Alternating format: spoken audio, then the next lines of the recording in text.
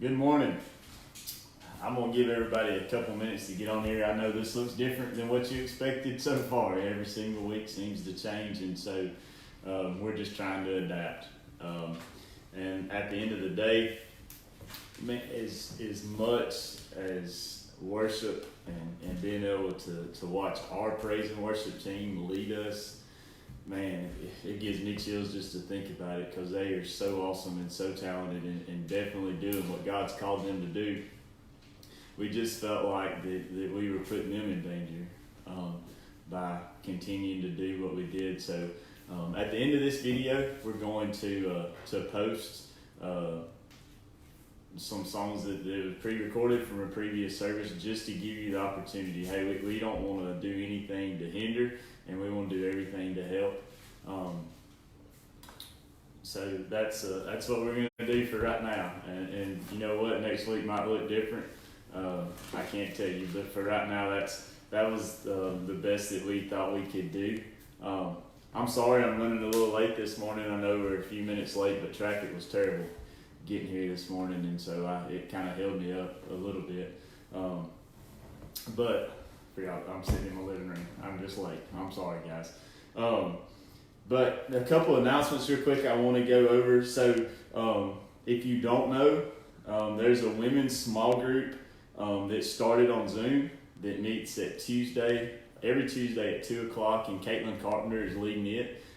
So if that's something, if you haven't been being a part of that, and that's something you'd like to be a part of, if you'll just shoot us a message, we'll get you in contact with her and get that lined up. Also, hey guys, Miss Marcy is doing an awesome job. She has posted a few videos on our Facebook page just for children, and so I encourage you to gather your kids. That's what me and Mallory have been doing, gather our kids up and let them watch that, and I promise you it is good and it's food for them. And then also on Wednesday nights, if you got teenagers, let them tune in and watch Dakota. I mean, Dakota's heart is for them, and so he's trying to do everything he can to continue to minister to them, and so I want to encourage you to do that. And then the other thing two other things. If you're a lady, I realize that every woman is not out of work right now. We have several that find themselves at home, and so it's a good time for them on Tuesdays at 2 o'clock. But I also realize there's a lot of you ladies that are still working. There's a lot of you ladies that are on the front lines right now, working in hospitals and different places in a nursing career in the field. And so we wanted to be able to try to minister to you as well. If there's one of you ladies that would like to start a small group over Zoom for the ladies that could meet at a later time, please reach out to me and let me know. If I'm not asking for somebody, if that's what you feel God's leading you to do. And then the last thing is we've been trying to get this going for a while, but starting tomorrow night at 6:30, so Monday nights at 6:30, that should give most guys time. I realize some of you work swing shifts, so it's going to hinder you, but it's the best that we could do. So Monday nights at 6:30, the men are going to have a small group and meet on Zoom. And I have a really, really good dear friend named, he's such a good friend, I can't even remember his name right now. Chad Joyner. What's his name? Chad Joyner. Chad Joyner. I don't know why.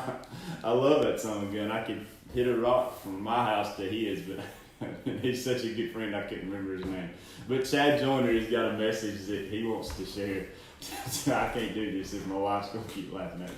But Chad Joyner has got a message that he's going to share tomorrow night. So, hey guys, this is across generations. If you're 18 to 80, I promise you, it's going to be a good deal. And maybe you're concerned that you can't get on Zoom. If you'll let me know, if you'll call me sometime tomorrow, I'll walk you through that and we can get it all set up and get going. But it's going to be a good deal. So we're going to do that every Monday at 6:30 for the guys. And right now, like I said, everybody knows where we are as a church. You know what our governor is asking and where we are. And so for right now, I'm going to quit putting a date on it, because I feel like I don't want to ever intentionally lie. And so who knows? We're going to do this until we have to do something different until we can get back together. But I do want to look you square in the eye and tell you how much I miss you. You don't really realize all the things and the times and the experiences you miss. Man, all the times staying late and getting the arena ready to do something or planning something or just showing up on Sundays and Wednesdays and being able to shake a hand and hug your neck and see your face. And I miss you terribly. My family misses you. And so I'm highly anticipating the time that we can get back together and just love on one another. And I'm just going to tell you right now, you don't want to miss that day. It's going to be one heck of a Sunday morning, I promise you, the one that we can all get back together. But I think that's all announcement-wise that we got. So let me pray for us, and I've got a message I want to share with you, and then it's when I get through, like I said, we're going to put a video of our praise and worship team on there. And just give you a time. There again, I encourage you to keep your family gathered up and y'all watch that video and sing along and raise your hands if you feel led to. Stand up, but just worship Him, because guess what? It's still Sunday. So let's pray.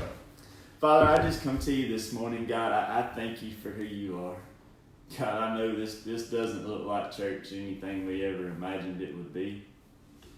But Father, I know this. You're still who you said you are. You're still on the throne. You're not surprised by this, and you have a plan and a purpose in place. God, I just love you. Father, I praise you so much.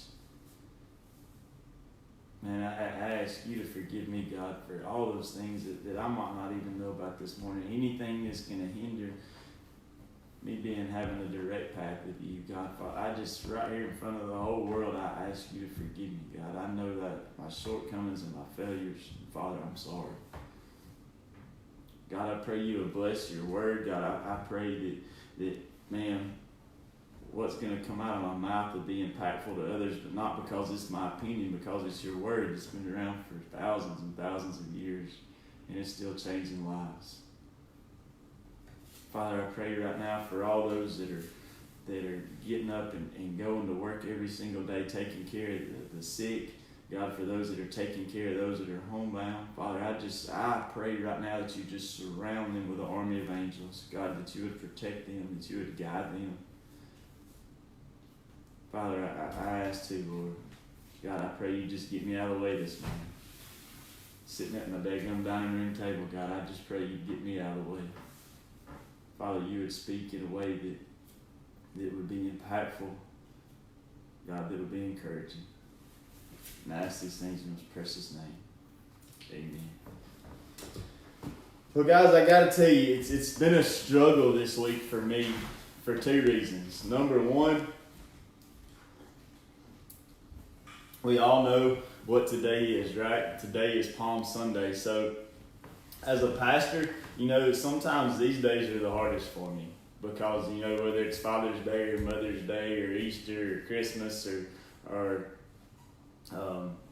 whatever, 4th of July, whatever it is, Veterans Day, I feel like that I'm supposed to preach on that. And so sometimes you can force that deal and it makes it harder.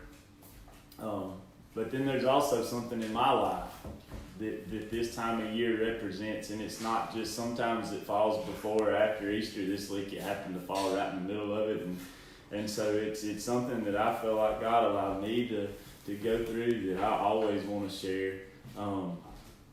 And so I was just torn this week, but you know what's crazy and how awesome God is? The more I studied, the more I realized how this week, as far as Palm Sunday in the life of Jesus, is just perfectly parallel with what I felt like I wanted to share. And so I want us to go and I want to just kind of, we realize so today is Palm Sunday, and if you got your Bibles, I would encourage you.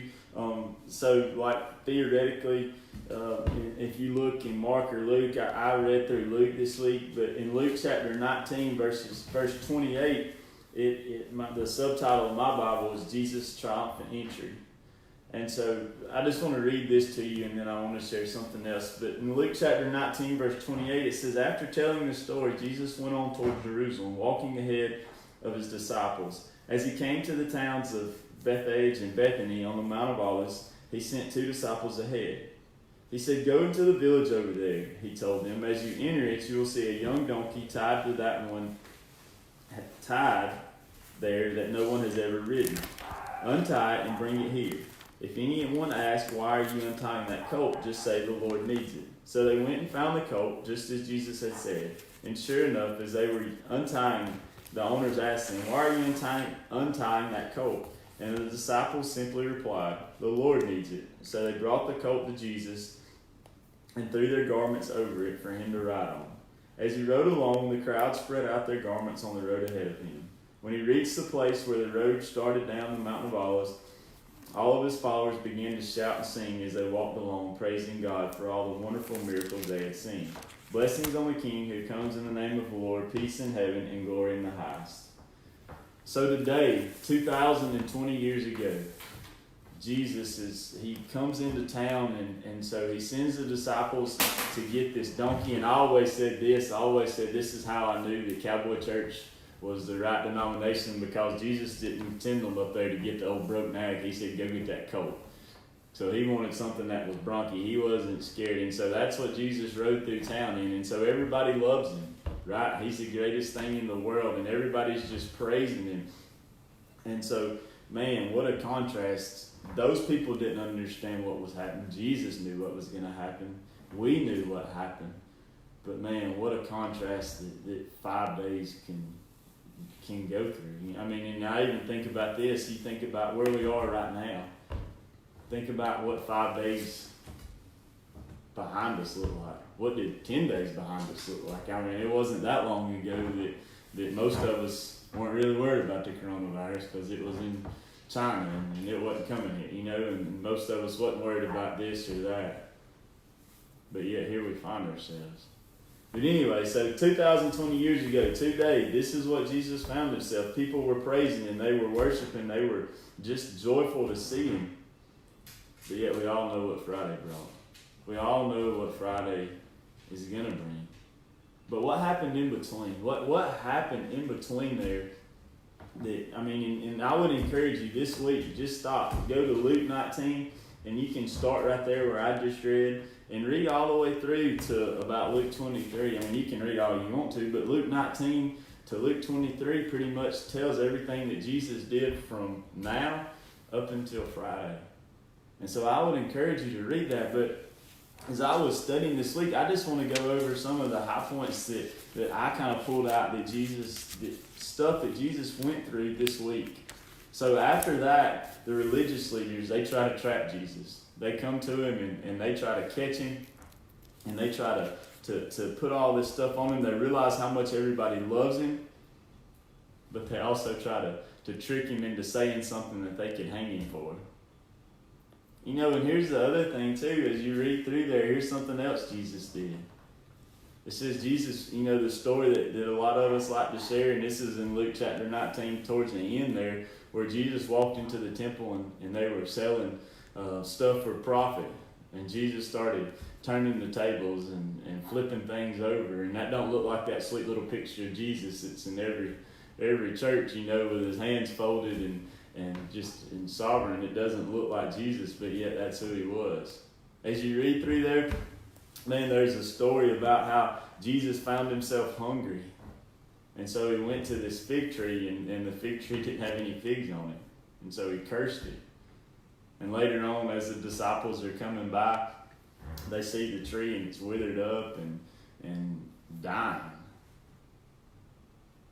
If you keep on reading, there's a parable that Jesus tells about a farmer who planted a vineyard and built walls and put in water supply, and then he found himself in a place where he had to go out of the country. And so he had hired all these farmers to take care of it. Well, when the time came that he knew his crops had made and gathered and harvested and sold, and he went to collect what he was owed off of it, it says they killed his servant, so he sent another one. And he sent another one. And then finally he said, hey, if they'll do this, surely they'll respect my son if I send him. So he sent his son, and they killed his son. And yet through that story, Jesus just laid out the story of Easter. if you keep on reading, man, Jesus talks about so much stuff, and I can't help but think, man, he knew what was coming. He knew exactly what was coming, but through this whole week, he was still trying to teach. He was still trying to share. If you read on through there, there's a story of the widow, and so Jesus is sitting there in the temple one day, and people are coming in, and they're paying their tithes. And so he sees these people come in, and he sees this little widow lady. And all she has is two coins, and she drops them in there. And Jesus shows us, hey, she gave way more than the rest of them, even though money-wise she didn't give us much, but she gave all she had. And as you continue to read, Jesus stops and he explains to the disciples what's going to happen. He explains to them that, hey, I'm not going to be here much longer. And he tells them, lays out a plan of what's going to happen. In the middle of this story, at some point in time, Judas this week is going to decide that he would rather have the gold and betray Jesus. And so that's in there. Again, and constantly, this is just filtered in there constantly, but Jesus is constantly, all week long, challenged by religious leaders because they're tired of hearing about Jesus.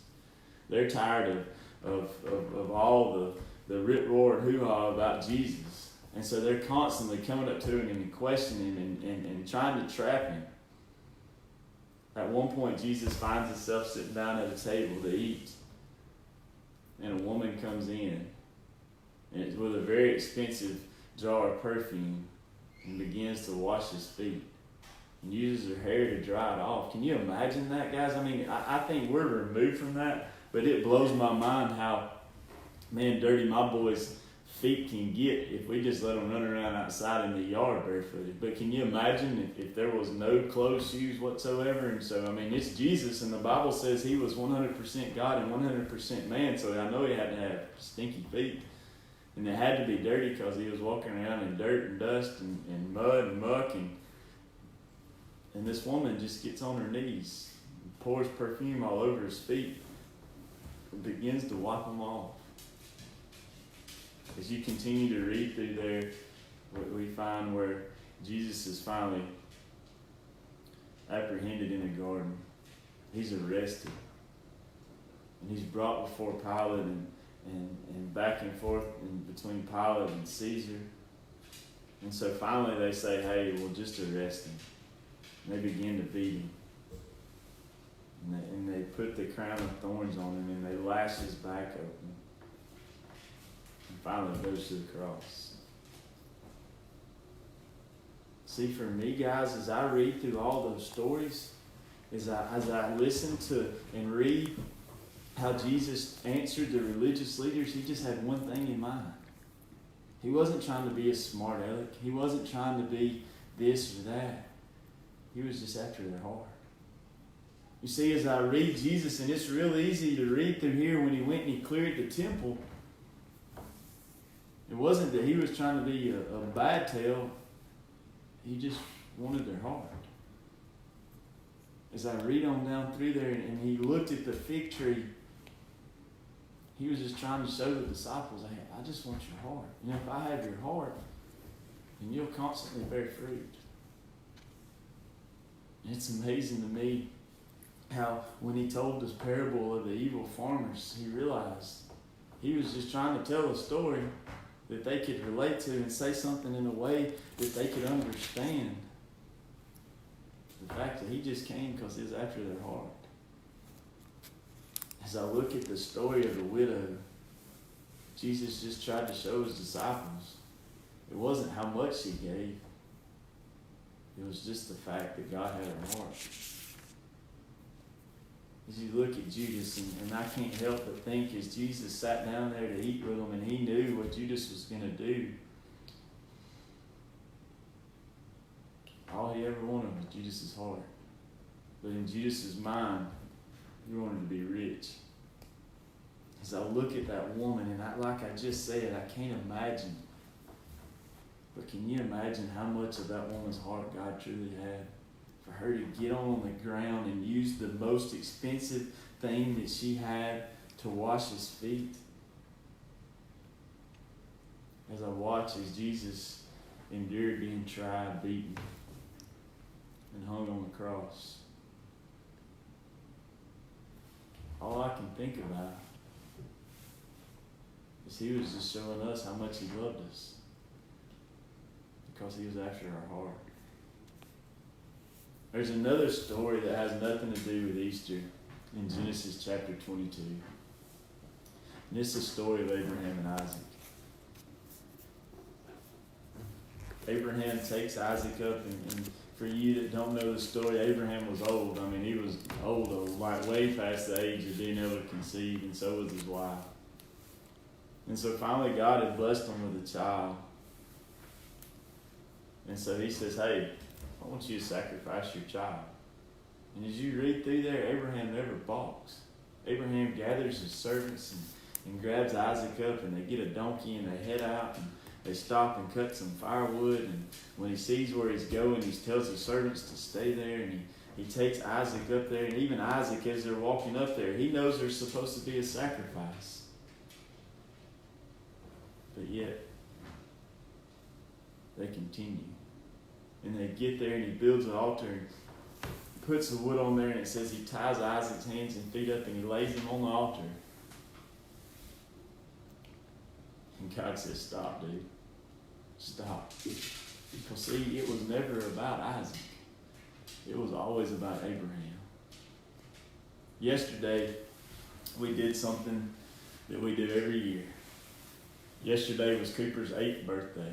It's amazing to me. It blows my mind. 8 years ago. But what I wanted to share with you, because for you, I don't know what your day is.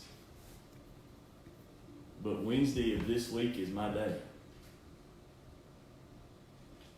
Because 8 years ago, this week, is when God changed Matt Knoll's life forever. And I know some of you get tired of hearing this story, but you're going to hear it if you know me till the day I die. Because this was a story where God showed me what he was just truly after.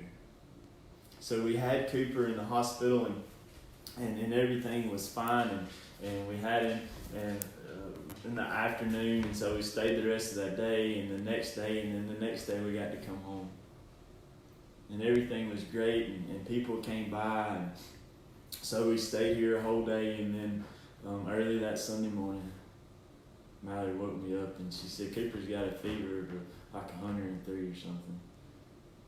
And so she called her mom and dad, and they came and got her and Cooper, and I stayed here with Jack. And so they went on to Children's, and we talked 2 or 3 times, and then finally about 9 o'clock that morning, Mallory called me, and she said, I need you here. They didn't know what was wrong with him, and I didn't even know what it was at the time, but they thought he might have had spinal meningitis, and they wouldn't let anybody come in and out. They didn't have a Tyvek suit on, and so I got Jack a bag packed, and I carried him down to Mallory's aunt's and dropped him off. And I just started praying. And the hardest prayer that I've ever prayed in my life was this.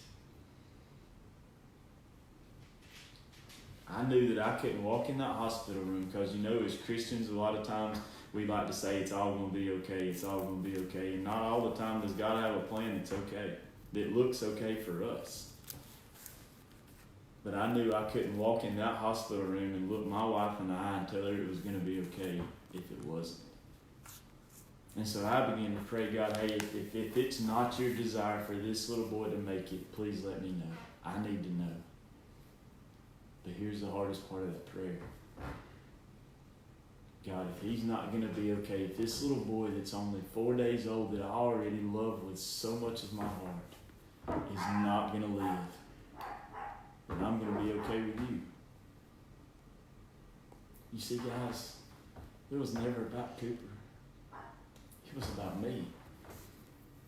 See, for the previous 32 years, I had just been playing God. I had just been playing, hey, you know, go to church on Sunday mornings, occasionally on Wednesdays, every once in a while on Sunday nights. But God desired something more from me. He desired my heart. And as I look, as Jesus went through this week, every story, every parable, everything that he encountered was after one thing. He just wanted their heart. And you might say, well, that's a really sweet story. Let me ask you this. What you're going through right now, is he after your heart? It's real easy to get caught up in, hey, the fact that the kids can't go to school for the rest of the year. It's real easy to get caught up in the fact that, hey, I don't know when I'm going to be able to go back to work. I don't know when they're going to have enough toilet paper. It's real easy to get caught up in all that. But how are you and God going to be if that doesn't go the way you want it to be? How are you and God going to be if you were to get the coronavirus and pass away? I don't wish that on anybody. But see, it's not about the coronavirus. It's about your heart. This morning, I just want you to stop. Maybe it's not this morning. Maybe you're watching this with your family and they're starving, and so you got to go cook breakfast. I just encourage you sometime today, get by yourself, not with your family, just get completely by yourself. And just have a conversation with him. Because this isn't about a virus. This isn't about not going to work. This isn't about the inconveniences that we find ourselves in. This is 100% about God desiring your heart. So we all have a choice to make. Are you going to allow him to have control of that? Or are you not? As I read through these stories in Luke, and you can find pretty much the same stories in Mark, I see women like the widow. I see women like the prostitute that went in there and anointed his feet. He had their heart. At the same time, I see a bunch of religious leaders that's heart was hardened. Where are you going to be today? He's just after your heart. I want to pray for you guys. And I want you to know this. This is not about trying to drag tears out. This is not trying about being sappy. But I get it. I get it as much as anybody. Because while I might not have lived through this time in the book of Luke, I walked through 8 years ago. And I will never forget that. And I will never let anybody else forget that. Because till the day I die, I'm going to show people that it was not my child that God was after. But it was my heart. Let me pray first. Father, I just come to you this morning. God, I thank you so much for who you are. God, I thank you for your name. God, the love that you have for us, that you desire so much. You just desire our hearts. Father, but we all have a choice to make. Who's it going to be? Is it going to be like the widow or the woman that washed his feet? Are we going to be like Judas? Are we going to be willing to betray you for a little bit of gain? Are we going to be like those migrant farmers that were willing to kill everybody because they were so greedy? Are we going to be like those religious leaders that just wanted you out of their life? Father, I pray this morning, whoever it is, God, that's going through this and it's just on them, man, it is just stressing them beyond anything. God, I pray they just find some time today to get along with you and allow you to have your heart. God, I praise you for who you are. God, I pray you are honored and glorified through just sitting here at the dining room table. God, I pray whoever it is that needs to hear this morning finds it. God, we love you. We praise you. And I ask these things in your most precious name. Amen. Hey guys, just one more quick announcement. Hey, and I should have put this in the beginning. Just remember the prayer app if you got a prayer request, or you can send it to us via text, whatever. The Tithey app, if you want to do that. And also, Mr. Robert's going to be at the church from 11 to 12 today to receive anything that you want to give him. Prayer requests, tithes, if you got a need, he's going to be there for that. Guys, I hope you have an awesome day. I hope you have an awesome week. And I ask that you stay as soon as this live video is over and just listen to our praise and worship team for a few minutes and just spend time worshiping one true King. And guys, just let him have your heart. I hope you have a wonderful day. See y'all.